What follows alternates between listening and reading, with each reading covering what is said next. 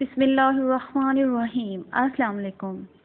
آپ city of the truth دیکھ رہے ہیں، کچھ ایسے حقائق جاننے کے لیے جو آپ نے پہلے نہ سنے ہوں۔ ہمارے چینل کو سبسکرائب کرنا مت بھولیے۔ ہمارا آج کا موضوع ہے مکہ مکرمہ میں آنے والا شدید طوفان ہمیں کیا پیغام دے گیا۔ اس ہفتے مسلمانوں کے سب سے زیادہ مقدس شہر اور سعودی عرب کے شہر مکہ مکرمہ میں آنے والے طوفان نے ہمیں بہت کچھ سوچنے پر مجبور کر دیا۔ سعودی عرب میں پہلے بھی تیز ہواؤں کے ساتھ طوفان آتے رہتے ہیں، لیکن اس ہفتے آنے والے طوفان کی شدت بہت زیادہ اور سخت تھی، جس میں شدید آسمانی بجلی کی شدت، تیز ہوائیں اس قدر اچانک آ گئیں کہ کسی کو سنبھلنے کا موقع تک نہیں ملا اور لوگ پتوں کی طرح دور دور اڑ کر گرنے لگے۔ اور پھر بارش کی شدت اس قدر تھی کہ چند لمحوں میں مکہ مکرمہ کی سڑکیں پانی سے بھر گئیں اور پانی سب کچھ بہاتا ہوا آگے بڑھ رہا تھا۔ پورے شہر کو ہائی الرٹ جاری کر دیا گیا تھا۔ یہ سب منظر دیکھ کر دل میں یہی خیال آتا رہا کہ جس شہر میں اللہ کا گھر ہے، وہاں ہی اللہ کی طرف سے شدید قسم کا طوفان ہمیں کیا پیغام دے رہا ہے۔ حالانکہ آج کل یورپی ممالک میں اللہ تعالیٰ کی مقدس کتاب قرآن کی بے حرمتی تو بار بار کی جا رہی ہے، لیکن وہاں کا ماحول تو بہت پرسکون ہے۔ حالانکہ شدید قسم کے طوفان وہاں آنے چاہیے تھے، لیکن ایسا نہیں ہے۔ ایسا کیوں ہے؟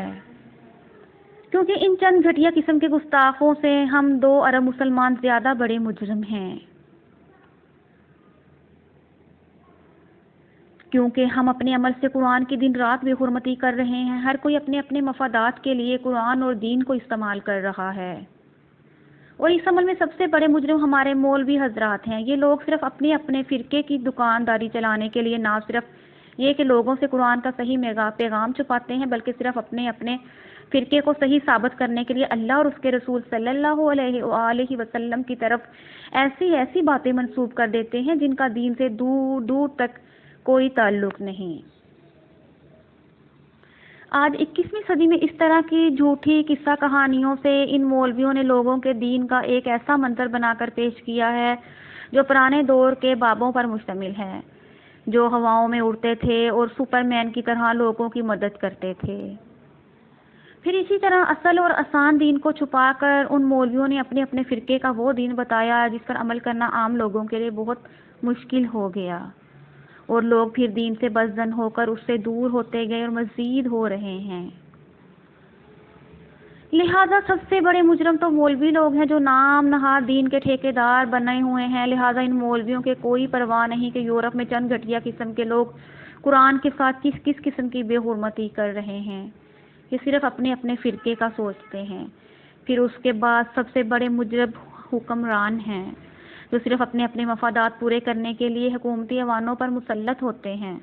ان لوگوں کو صرف اپنے ذاتی مفادات کی فکر ہوتی ہے۔ یہ صرف کسی ایک مسلم ملک پر مسلط حکمرانوں کا حال نہیں، تقریباً تمام مسلمان ملکوں پر مسلط حکمرانوں کی یہی حالت ہے۔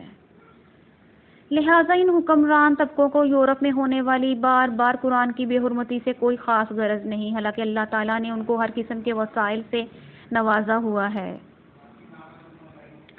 اگر یہ اپنے مفادات پر قرآن کی عظمت اور شان کو ترجیح دیتے تو چند گھنٹوں کے اندر یورپ کو قرآن کی بے حرمتی پر گھٹنوں کے بل لا سکتے ہیں، لیکن مجال ہے کہ کسی بھی مسلمان حکومت کی طرف سے کوئی شدید قسم کا رد عمل آیا ہو، بس وہی پرانے روایتی مذمتی الفاظ۔ لہٰذا ان موجودہ حکمرانوں سے کوئی خیر کی توقع نہیں کی جا سکتی کہ یہ بزدل لوگ اللہ کی کتاب قرآن کی بے حرمتی کا کوئی انتقام لے سکیں یا اس سے روکنے کے لیے یورپ کے خلاف کوئی سخت عملی قدم اٹھا سکیں۔ مولوی اور حکمران طبقے کے بعد اب عوام الناس کو بھی شعور کے ناخن لینے ہوں گے۔ لوگوں کو یہ سوچنا اور دیکھنا ہوگا کہ ہمارے دین کا نام نہاد مولویوں کا طبقہ اور ہمارے حکومتی اداروں میں مسلط طبقہ کس قسم کے لوگ ہیں۔ مولوی لوگوں سے جان چھڑانے کے لیے ہمیں خود قرآن اور رسول صلی اللہ علیہ وسلم کی زندگی مبارک اور صحیح احادیث کا مطالعہ کرنا پڑے گا تاکہ ہم صحیح اور آسان دین کے پیغام تک پہنچ سکیں، اور دوسری طرف ہمیں ایسے لوگوں کو حکومتی ایوانوں میں پہنچانے کی کوشش کرنا ہوگی جن کے اندر دین کی غیرت اور ایمان کی روشنی ہو اور یہ لوگ اپنے ملک اور قوم کو اپنے مفادات پر ترجیح دیتے ہوں۔ لہٰذا اگر ہم سب نے اپنا رویہ نہیں بدلا تو پھر اللہ تعالیٰ نے اپنے مقدس خانہ کعبہ کے شہر مکہ مکرمہ میں اپنے غضب اور ناراضگی کی جھلک دکھا دی ہے۔ اور اللہ نے یہ واضح کر دیا ہے کہ اگر ہم نے نہیں بدلے تو پھر ہمیں بھی عذاب دینے اور تباہ کرنے کے لیے اپنے گھر کی بھی پرواہ نہیں کروں گا۔